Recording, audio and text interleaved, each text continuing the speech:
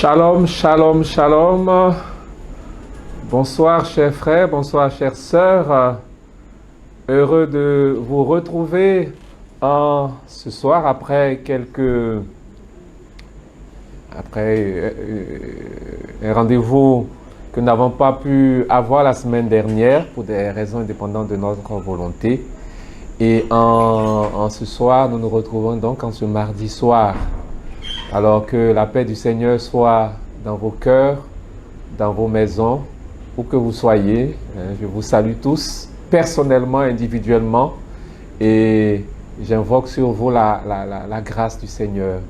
Et nous allons commencer en nous mettant justement dans la présence du Seigneur. Au nom du Père et du Fils et du Saint-Esprit, Amen. Seigneur notre Dieu, Seigneur notre Père, il nous est agréable en ce soir de pouvoir partager ce moment avec tes fils et tes filles, ceux qui sont connectés en ce moment ou ceux qui vont nous rejoindre. Seigneur, nous te bénissons, nous te rendons grâce. Tu es un Dieu infiniment bon, infiniment fidèle. Et par Jésus, ton Fils, tu nous as parlé. Tu nous as parlé notamment de la prière qui t'est agréable, la prière que tu exauces. Et depuis quelque temps, nous cheminons sur le thème de la prière pour mieux la comprendre et surtout pour mieux la pratiquer. Que ton Esprit Saint, Seigneur, nous rejoigne maintenant pour que nous puissions partager ce moment de ta parole et pouvoir l'intérioriser pour nous rapprocher davantage de toi dans la prière. Père, nous te le demandons par Jésus le Christ, notre Seigneur. Amen. Au nom du Père et du Fils et du Saint-Esprit. Amen. Shalom, shalom, shalom. Alors nous nous retrouvons donc ce soir. Nous avons à plusieurs reprises, cette dernière semaine, parlé de la prière sous différentes facettes. Et en ce soir, nous allons voir un aspect particulier de la prière. Nous allons entrer dans ce qu'on appelle la prière de demande. Dans l'évangile de Matthieu chapitre 7, le verset 7, le Seigneur Jésus a dit ceci: « Demandez et vous recevrez. Cherchez et vous trouverez. Frappez et l'on vous ouvrira. » Alors, c'est un verset très bien connu, que beaucoup connaissent par cœur, parce que ça nous arrange. Ça nous arrange parce que Jésus dit « Demandez et vous recevrez ». Alors, ça a l'air très simple, très facile que de pouvoir s'adresser à Dieu en lui demandant quelque chose et avoir cette assurance qu'il nous accorde ce que nous lui demandons. Ça a l'air tellement facile que beaucoup n'y croient plus. Beaucoup n'y croient pas. Ils disent « Non, mais c'est trop facile. C'est trop facile. » Et pourtant, c'est bien une parole de Jésus.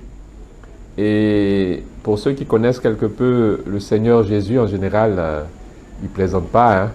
Il ne dit pas des paroles juste pour rire. Surtout dans le domaine de la foi, le domaine de la prière. Et si Jésus l'a dit, il l'a dit avec tout le sérieux qu'on lui connaît. Et d'ailleurs, ce n'est pas le seul passage de l'Évangile où Jésus nous donne l'assurance de l'exaucement. Il a dit, par ailleurs, tout ce que vous demanderez au Père en mon nom, il vous l'accordera. Il a dit également dans l'évangile de Matthieu chapitre 18, il dit, là où 2 ou 3 sont rassemblés en mon nom, je suis présent au milieu d'eux. Et tout ce qu'ils demandent, en se mettant d'accord, cela leur sera accordé par mon Père qui est aux cieux. Ou encore, dans un autre passage, dans l'évangile de Marc, Jésus dit, si vous êtes en prière, et vous vous souvenez que vous avez quelque chose contre quelqu'un a quelque chose contre vous, pardonnez. Et il ajoute, lorsque vous demandez quelque chose, croyez que vous l'avez reçu et cela vous sera accordé. Voilà. Donc ce n'est pas juste une parole qui aurait échappé à Jésus à un moment d'inattention, mais c'est un vrai message mûrement réfléchi qui fait partie intégrante de la parole de Dieu, de l'évangile de Jésus-Christ. Alors, ensemble, essayons de voir qu'est-ce que Jésus dit et comment entrer dans dans cette parole, comment arriver à la vivre, surtout que nous en serons les plus grands bénéficiaires. Demandez et vous recevrez. Nous l'avons vu, il y a plusieurs formes de prière. Nous avons vu qu'il y a l'adoration, il y a la louange, ce que nous avons vu la dernière fois. Il y a la prière d'action de grâce pour dire merci à Dieu. Il y a la prière pour demander pardon, la prière de repentance. Il y a la prière d'intercession, et cette forme de prière, nous reviendrons là-dessus la prochaine fois. Parce que aujourd'hui, nous sommes en train de voir ce que surtout nous demandons pour nous-mêmes. Et nous verrons que l'intercession d'une manière plus large, ça sera cette prière de demande qui, en général, est pour le bien des autres. On demande quelque chose à Dieu pour les autres. Alors, ce que nous voyons aujourd'hui, c'est ce que nous pouvons demander à Dieu pour nous-mêmes. Voilà, pour une fois, on va essayer, on va être quelque peu égoïste, mais ce n'est pas de l'égoïsme.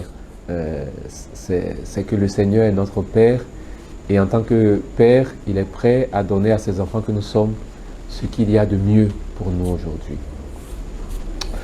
Alors, demandez et vous recevrez. La prière de demande.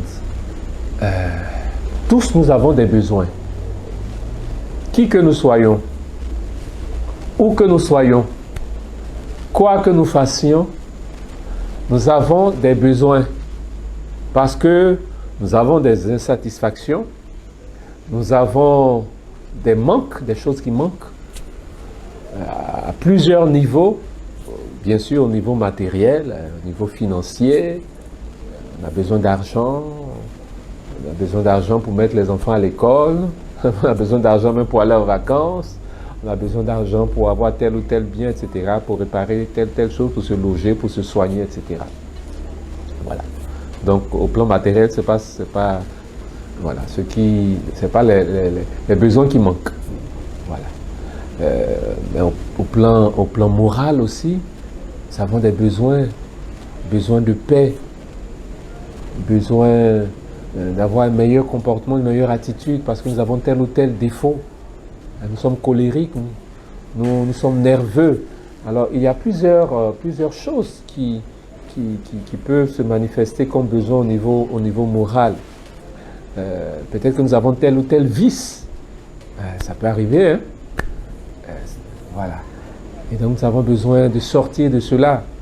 Certains se sont attachés à l'alcool, peut-être d'autres à la drogue, ou à tel ou tel autre vice, d'ordre sexuel ou autre. Nous avons besoin d'en sortir. Ou au plan spirituel. Les besoins peuvent être au plan spirituel. Même pour la prière. Pour la prière, nous avons besoin de mieux prier. Nous avons besoin de prier davantage. Nous avons besoin d'approfondir notre relation avec Dieu à travers la prière. Donc au plan spirituel, nous avons besoin de grandir dans la sainteté. Dieu nous demande d'être saint et ce n'est pas facultatif. Alors, les besoins donc au niveau spirituel sont là. Nous avons besoin d'annoncer la parole de Dieu, de proclamer le règne de Dieu, de proposer l'évangile du Christ. Oui, les besoins spirituels sont nombreux. Voilà. Nous avons besoin de grâce particulière, de charisme particulier. Nous avons besoin d'une bénédiction particulière. Voilà. Donc les besoins au niveau spirituel sont nombreux. Au niveau physique, nous avons un souci de santé. Nous avons besoin de guérison. Nous avons besoin de soulagement. Et de beaucoup d'autres choses. Donc les besoins sont multiples, multiformes, et ce n'est vraiment pas ce qui manque aux individus, aux personnes que nous sommes. Même l'homme le plus riche, le plus grand milliardaire qu'il y a, il a des besoins. Peut-être pas au niveau financier. Il a besoin, ne serait-ce que sa fortune soit sécurisée. Avec cette pandémie de Covid, là, on a vu que tout peut s'envoler. Hein. Tout peut tomber à l'eau du jour au lendemain. Hein. On peut tout perdre. Et malheureusement, beaucoup ont perdu tout ce qu'ils avaient. Et ils ne s'en sortent pas encore. De nombreuses entreprises ont plongé dans le rouge et n'en sont toujours pas sortis, etc. Voilà. Donc, qui que nous soyons, où que nous vivions, nous avons des besoins. Et ces besoins-là peuvent être effectivement comblés par notre travail, par notre engagement, par ce que nous faisons, par la science. Hein, nous sommes malades, la médecine est là pour nous aider et nous apporter le soulagement, la guérison. Nous avons un problème financier, nous avons des dettes, etc. Bon, par notre travail, par nos projets que nous lançons, etc. Bon, on peut effectivement s'en sortir. Voilà. Donc, la plupart de nos besoins peuvent effectivement être couverts par notre travail, par l'aide des autres, le secours des autres, etc., le soutien des autres, ainsi de suite. Et voilà, il y a plusieurs choses. Mais en même temps, il y a des choses qu'on ne trouve pas au supermarché. La paix, on ne la trouve pas au supermarché. Où tout coûte aujourd'hui les yeux de la tête. Voilà, tous les prix qui flambent.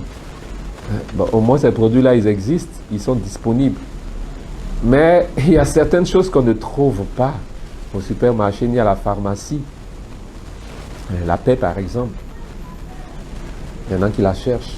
La joie profonde, authentique. Il y en a qui la cherchent. La sécurité, parfois on a de bonnes entreprises de sécurité pour garder notre maison, etc., notre entreprise.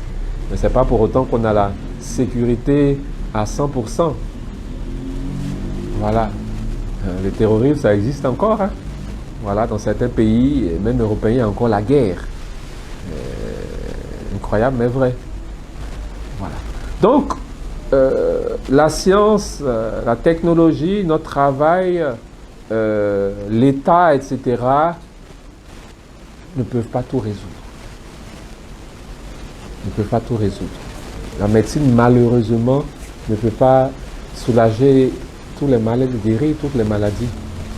Malheureusement, des maladies qui restent incurables, malheureusement, médicalement parlant. Ou encore, lorsque dans un couple ça ne va pas, il n'y a pas un médicament à la pharmacie qui permet de réconcilier. Hein. Il y a beaucoup de choses, de personnes qui ne s'entendent pas. Bon. Voilà, donc il y a beaucoup de choses pour lesquelles c'est difficile.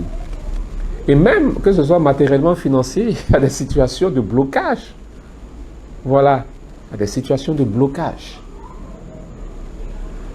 Donc nos besoins, même s'il faut travailler à les satisfaire, à les combler, mais l'être humain est incapable de lui-même et par lui-même de satisfaire tous les besoins de tous les humains. Nous avons besoin de Dieu.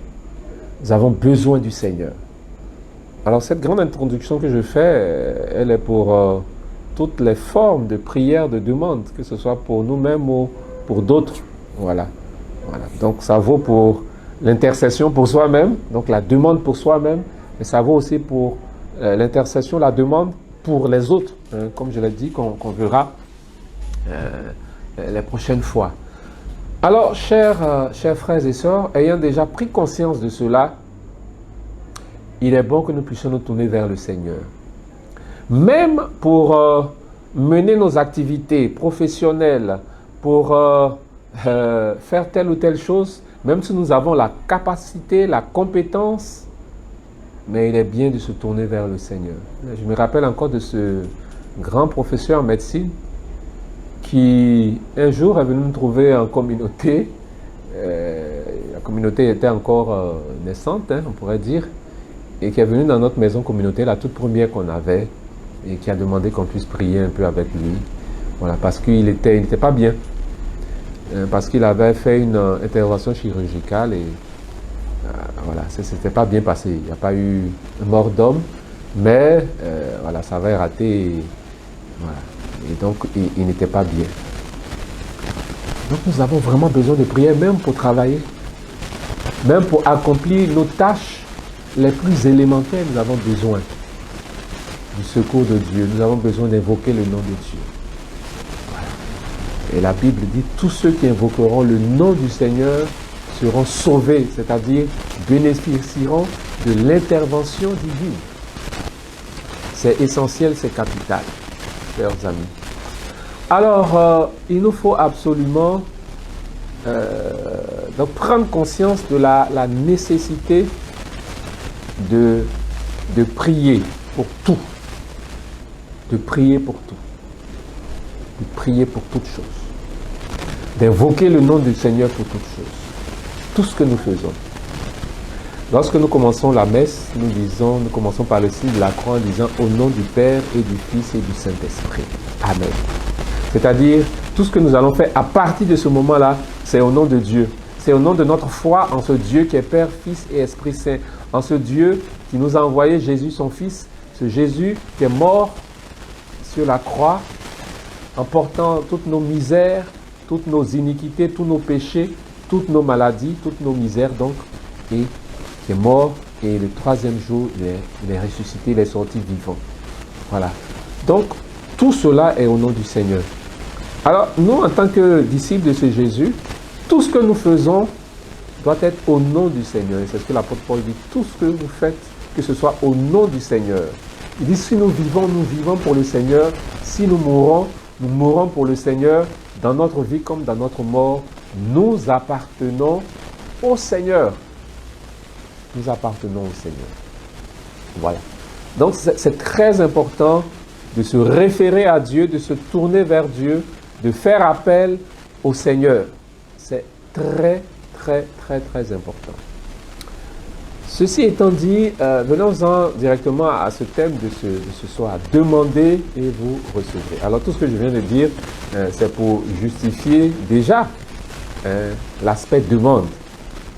Je me rappelle de cette sœur, une religieuse consacrée de notre communauté qui disait souvent j'ai du mal à demander à Dieu quelque chose pour moi-même. Voilà.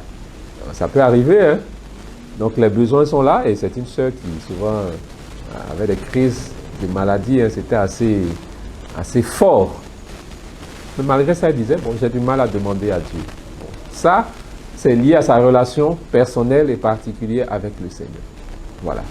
Mais nous autres, demandons à Dieu, osons demander à Dieu ce dont nous pouvons avoir besoin. Ce dont nous avons besoin. Osons demander. Et dès lors que nous nous adressons à Dieu dans la demande, alors comment faire? En général, moi je dis soyons simples. Soyons simples. Nous avons dit la prière, c'est un cœur à cœur avec Dieu. Mon cœur qui s'adresse au cœur de Dieu. Je pars à Dieu, j'écoute Dieu. Dieu m'écoute et Dieu me parle. Donc, ce sont deux personnes qui se parlent. C'est quand même merveilleux que Dieu se mette à notre niveau comme un père ou une mère qui s'abaisse devant son enfant, se mette à son niveau pour l'écouter, pour l'entendre. Voilà. Donc, il ne le regarde pas de haut, mais il descend à son niveau. Donc, quand Jésus dit « demandez et vous recevez », ça veut dire que Dieu se met à notre niveau pour nous écouter, pour nous entendre. Voilà, il ne nous demande pas de faire des efforts extraordinaires pour nous élever dans les lieux célestes avant de commencer à lui parler. Il aurait pu le faire. Hein. Quelquefois, lorsque je suis au pied d'une haute montagne, je dis donc, heureusement que Dieu n'a pas dit qu'il faut escalader cette montagne-là jusqu'à son sommet pour aller au ciel. Parce que si c'était le cas, je ne suis pas sûr que j'aurais eu la force de monter. Moi, Dieu se met à notre niveau. Alors si Dieu est à notre niveau, ne nous compliquons pas la vie. Soyons dans une attitude de confiance Comme un enfant est en confiance, il a confiance en son père, il a confiance en sa mère. Nous aussi, soyons confiants dans le Seigneur. Ayons confiance dans le Seigneur. Alors, si j'ai mal à la tête, je dis, Seigneur, j'ai mal à la tête. Jésus se trouvait un jour devant cet aveugle-là, de naissance, qui a crié sur tous les toits pour que Jésus l'entende. Et puis Jésus lui demande, que veux-tu que je fasse pour toi? Alors cette question, elle est aussi pour nous. Lorsque nous sommes devant le Seigneur, nous avons un besoin, pressant ou pas, mais après avoir rendu grâce, après avoir fait la repentance, loué le Seigneur, etc., écouter sa parole, à un moment donné, osons demander en toute confiance. Dieu ne va jamais nous reprocher de demander ce dont nous avons besoin. Au contraire, il va trouver bizarre que nous ne lui demandions pas ce dont nous avons besoin. Voilà. J'ai donné le cas de la sœur en question, mais c'est un cas exceptionnel. Voilà. L'exception qui confirme la règle. Demandez et vous recevrez. Saisissons Jésus au mot. Hein? Saisissons Jésus au mot et n'hésitons pas à demander en confiance. Alors, là aussi, c'est là qu'il faut faire attention. Voilà, donc je me suis mis dans le cas normal de quelqu'un qui demande, j'ai un souci, j'ai un besoin, je demande au Seigneur, que je sache comment m'en sortir ou pas, je demande la grâce au Seigneur. Seigneur, je viens d'arriver dans cette ville, j'ai besoin d'avoir un logement, aide-moi à trouver un logement où je serai à l'aise. Seigneur, je viens de finir mes études, j'ai besoin d'avoir un poste dans une bonne entreprise avec un bon salaire. Alors je le demande au Seigneur. Voilà. Voilà. Donc il ne faut pas être gêné, vous adresser à Dieu. En toute confiance, en toute simplicité. Voilà. Donc c'est tout ce qu'il faut faire. C'est tout ce que Dieu nous demande. Voilà. Donc n'essayons pas de trouver des formules compliquées. Seigneur, j'ai l'honneur de solliciter de ta haute bienveillance l'obtention. Non. Voilà. Donc ce n'est pas une lettre de demande d'embauche. C'est Dieu, notre Père, qui nous demande ce que nous voudrions que nous fassions, qu'il fasse pour nous. Que veux-tu que je fasse pour toi? Alors l'aveugle en question a dit, Seigneur, que je vois. C'est pas posé mille et une questions. Seigneur, que je vois. Voilà. Mais ça, c'est l'aboutissement de tout un processus. De tout un processus. C'est-à-dire, je ne vais pas juste, voilà, en dehors du fait que je sois peut-être dans un besoin urgent qui est apparu de manière soudaine, il y a un danger de mort, etc., un accident. Seigneur, sauve-moi. Ça, c'est normal. J'appelle Dieu à mon secours. Voilà. Ça, c'est le cas exceptionnel. Mais, avant d'arriver à exprimer sa demande, donc il faut tenir compte de tout ce qu'on a dit depuis le début concernant la prière. Alors, ça va supposer que nous avons la foi en Dieu. Ça va supposer que nous mettons Dieu au-dessus de tout.